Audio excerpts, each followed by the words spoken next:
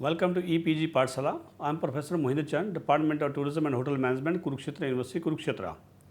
Dear students, today we will discuss on the subject Tourism and Hospitality, paper, travel agency, and tour operations, itinerary preparations, and tour package design. Module 5th, Linkages and integrations of travel trade. Let us start with the learning outcomes. After completing this module, students will be able to understand the concept of linkages and integration, various types of linkages and integrations, understand the merits and demerits of vertical integrations in travel trade. Let us start with introduction. Recently, many developed countries are becoming increasingly aware that their employment, foreign exchange earning, and GDP are accounted by the tourism industry. The tourism industry is gradually turning into the most important industry worldwide, whose growth has more than doubled by the end of 2020. There are numerous reasons for this expansion, such as improvement in transportation, communication, technology, and higher standard of living of the world populations. Thus, it has become significant to understand tourism and the entire supply chain. This model describes the concept and importance of linkages and integrations of travel trade. Let us start with the linkages and integrations of travel trade. The first of all, meaning of linkages. One of the best ways to enhance economic benefits to the local community and to increase the contribution to poverty eradication is to increase the extent of linkages between the formal tourism sector like hotels, lodges, restaurants, tour operators, and transport providers, and the local economy. Increased integration can develop strong linkages between the tourism and other economic sectors, including agriculture, fishery, manufacturing, construction, craft production. The making of effective partnership-based linkages then often requires a catalytic and a sustained effort. The process is well placed to provide both in general when new or concessions are granted. Private sector companies should be also able to develop such linkages as a part of their bid. Linkages plays a vital role in the travel industry because the various constituents of tourism contributes in one way or the other in varying degree in providing a total tourism product experience to the tourists. The main benefit of linkages in tourism are development of touristic infrastructure, promotion of destinations, specifically attractions, economy of scale, conservation and protection of the heritage, reduced costs, lower price, identifying and developing untapped tourist potential, improved negotiation power, socio-economic development, promotion of sectoral destinations and tourism destinations.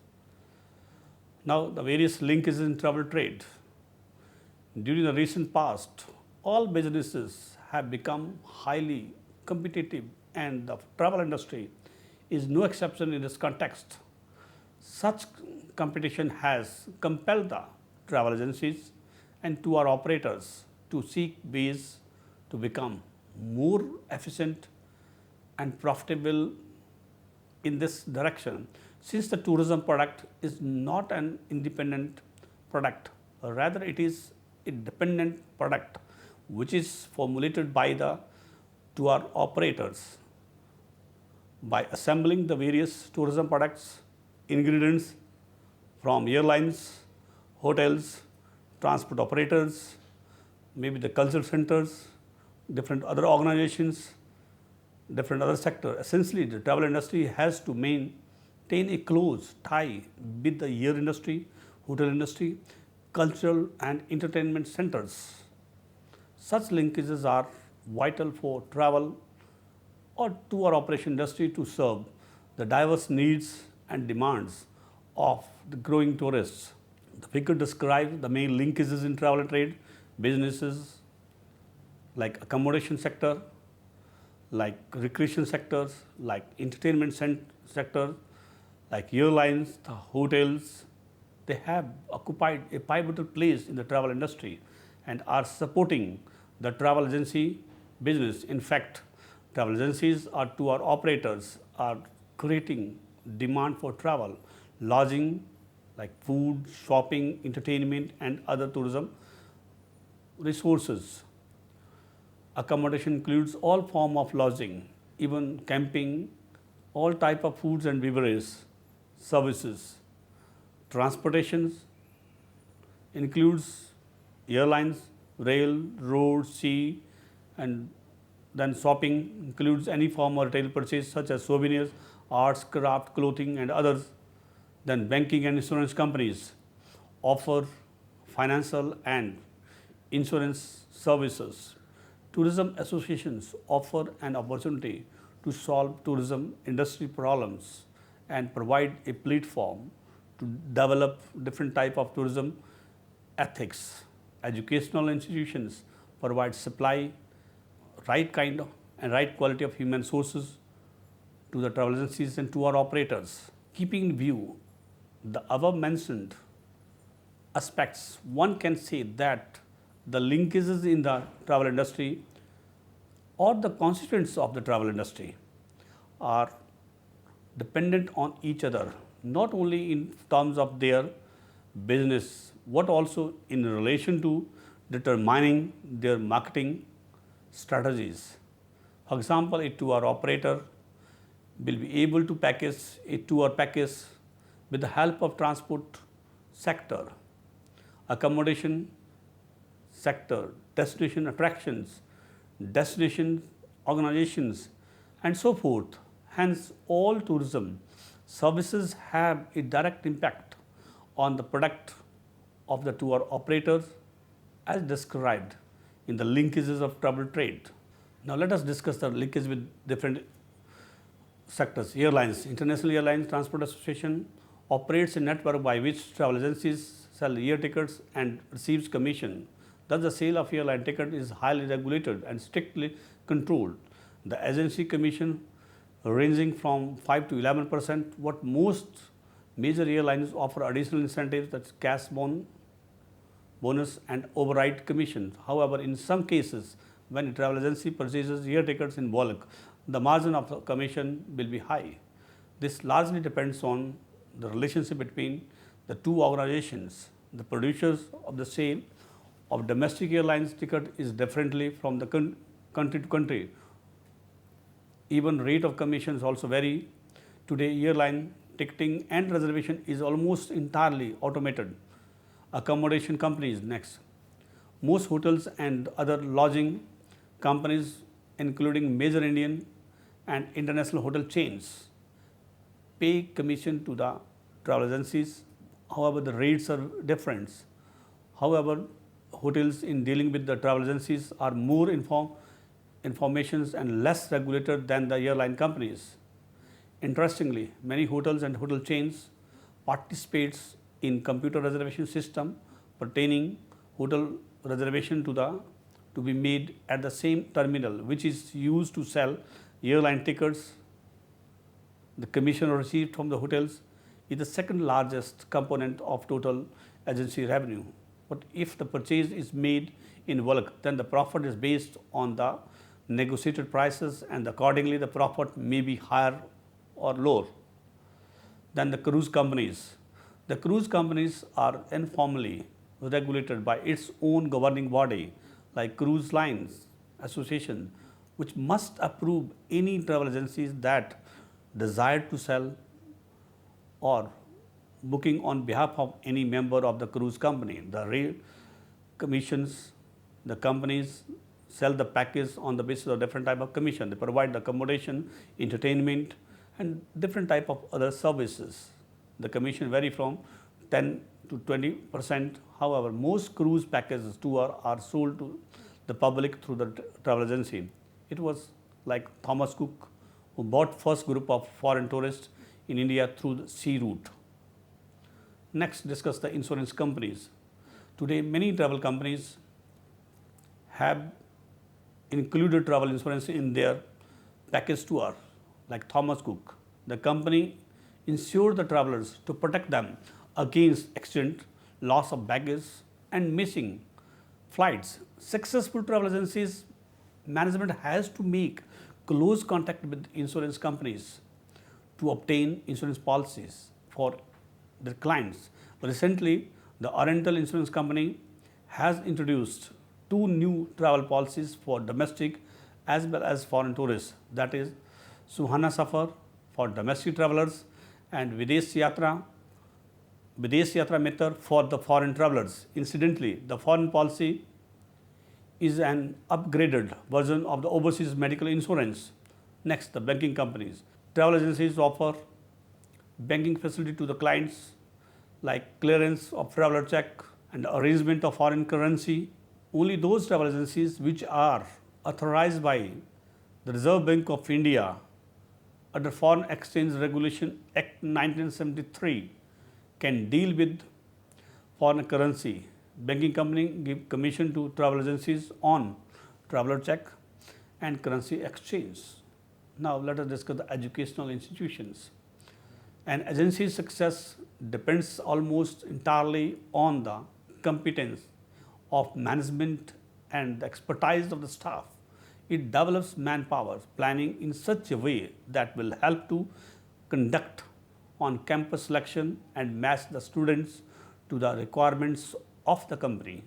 The linkage between travel companies and tourism educational institutions will solve the problem of human resources requirement of any company, maybe the future or maybe past. Therefore, a travel company needs to maintain close contact and interface with tourism educational institution. Many chief executives from the industry are the members of advisory board of the institutions. Next point, travel trade association. These associations provide a common platform to solve many problems of the members, such as training problem, develop common code of conduct, airline commission. There are a number of travel trade associations like TAI, ITO, ASTA, ITA, PATA, WTO that are quite active in the promotion of travel trade at global level. Essentially, every travel company should be the form of any association. They can avail the financial and non-financial incentives and the commission from the airlines and hotels, etc. Tour destination operators, companies. The travel agency need to maintain close tie with many other associations, organizations offering travel-related services like cultures and entertainment centers or organizations, foreign tour companies, regional passport offices, departments of tourism both at central and state levels, transport operators, food and beverage business, etc. In fact, these organizations play a vital role in making travel a complete product. Travel companies provide business to above cited organizations and in return receives commissions. However, there are few other organizations that help the agency to run travel business smoothly and promote India as tourist destinations. Technically, a travel company cannot work in an isolation. What is interdependence with other travel related enterprises? Keeping in view the above mentioned aspects, one can say that the linkages in travel industry or the constituents of the tourism industry are dependent on each other, not only in terms of their business, but also in relation to determining their marketing strategies. It can be supported with an example. A tour company will be able to package a tour with the help of transportation sector, accommodation sector, destination attractions, destination companies and different other organizations. Let us discuss the meaning of integration in travel trade. As a layman, integration refers to the end result of process that aims to stitch together different, often disparate subsystems so that the data contained in each becomes part of a larger, more comprehensive system that ideally, quickly and easily shares information when needed. However, as per business perspective, business integration defined as a strategy whose goal is to synergizing information technology system and business cultures and objectives with the technology and business policies. Business integration is reflections of how IT is being observed as a function of business. It is also used to cross-train management and employees, reduce ineffective communication systems, and cut supplier costs. As you analyze your company's operations, think of the different ways you can integrate processes to save the company time and money. Thus, integration is the process by which a business can strengthen its arms both financial and economically. Let us discuss the types of the integration in travel trade. There are two types of integrations: horizontal integrations and vertical integrations. The first of all, horizontal integration. Integration is when two industries merge together. It is where one business which offers a product takes over another business who offers similar products. An example of horizontal integration is the first choice group, and this is because they own first choice hypermarket as well as the first choice travel agency. The reason why they are part of the horizontal integration is because looking at the buying chain, they are on the exact same time. Now let us discuss the vertical integration. Vertical integration is when one company extends its operation or business into a variety of the different areas. The company buys another similar organization. However, it is on a different level of the chain. An example of vertical integration is Virgin Trains, which is owned by the Virgin Group and also a partnership with the Stagecoach. In the travel industry, two companies take over one another in order to find out different ways to sell their products and services to their clients. Thus, the integrations within the travel agency or to our operation business is vital for the success of the business. The integration may be vital, vertical or horizontal depending on the nature of business or the purpose we want to achieve. For example, two tour operators may enter in an integration to success or to share the economic benefits in the market. On the other hand, a hotel may diversify its product line by offering local sightseeing tour package as he has its own accommodation and transportation facilities. Let us discuss the advantages and disadvantages of vertical integrations. Advantages of vertical integrations. It is helpful to invest in specialized areas. Vertical integration can give you a great advantage over your competitors, allowing you to invest and develop the products that you are currently offering. By being able to acquire highly specialized assets, you will be able to differentiate your business from the rest of your industry with a highly competitive advantage. As such, you can raise your share within the market and see increased profit. Next, helps to control businesses. One great benefit that is sought by companies that are getting into vertical integration is more control over the value chains.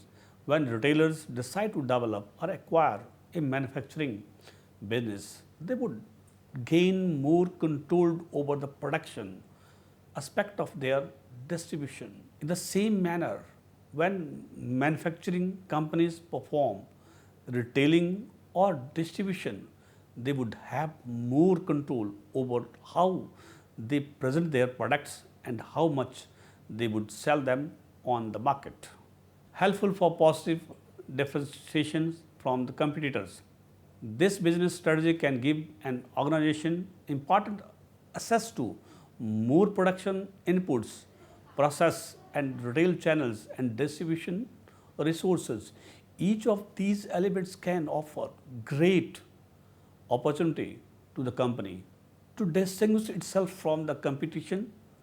With the use of effective marketing techniques for a retail business, it can adapt more quickly to the changing consumer needs by owning a production or manufacturing firm that can create its products for manufacturer. They could sell through the web and take advantage of online advertising techniques to drive traffic to their sites and build market credibility.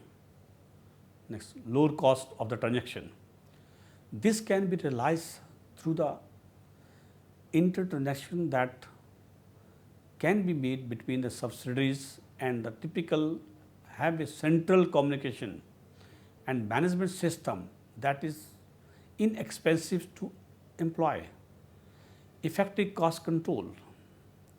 Typically, vertical integration can offer a significant ability to control costs in the distribution of products, particularly the traditional one, where every step in the moment of goods involves markups, so the reseller can earn more profit through direct selling to the end user. Manufacturer can get rid of the middleman, which means a step or more removed in the process along the way. A single entity that manages the distribution process will also have more ability to optimize the utilizations of the resources and avoid wasted costs.